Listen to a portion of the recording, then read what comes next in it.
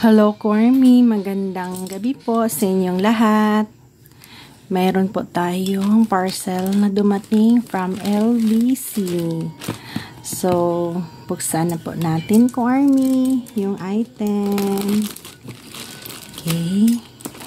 I think ang item na ito is galing sa Korean Pasabay. So, buksan na po natin. Ayan.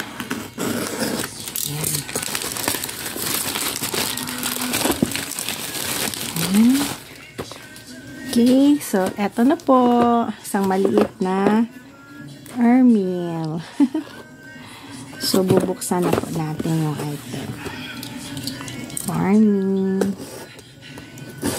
Kumusta na po yung Christmas celebrations niyo po?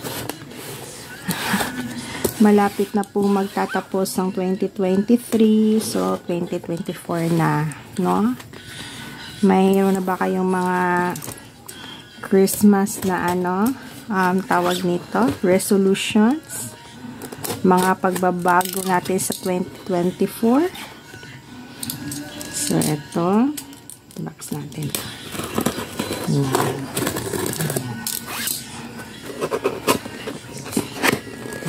Ayan. Oh, ganyan. Okay, so ito po yung laman from Korean Pasabay. So, ganyan.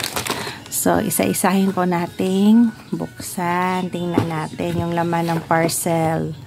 First is, ito po ay squid. No? So, ito po ay, tawag nito, I forgot the name. Masarap po ito na squid, no? Ito po yung nasa shell. Okay? So, ito po yung clams, no? Masarap po ito. Ito po ay garlic flavor. Masarap po siya kapag lagyan mo ng kanin, no? So, parang ulam na rin siya. Pero sa Japan, ginawa itong tawag ko army. Parang kasabay lang ng beer. Parang chips, ganun. So, ganun sa Japan.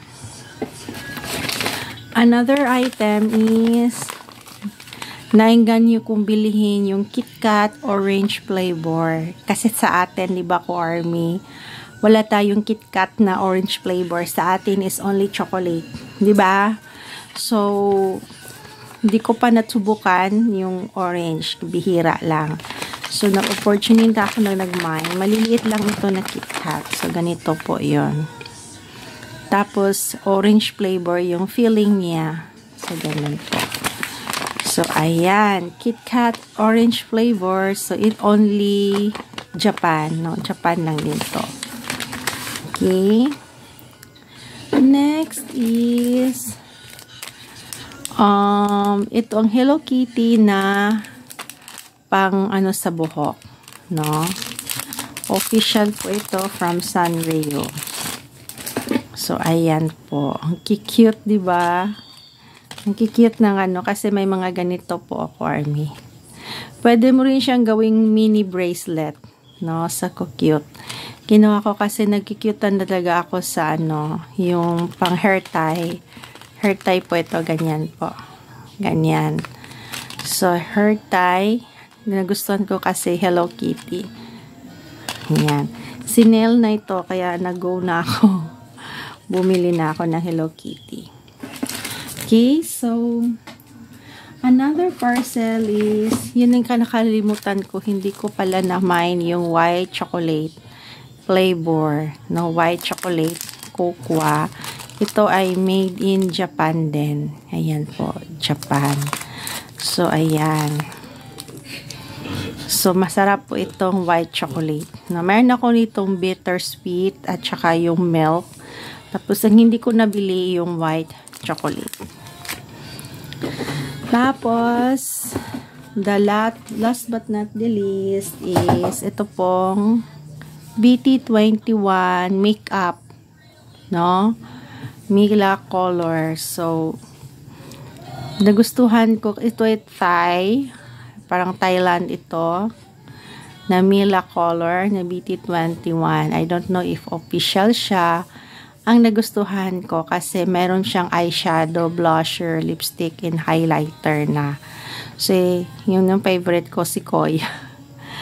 Diba, ang cute nila. Ayan, si Tata, si Cookie. So, let's open. Ganyan po.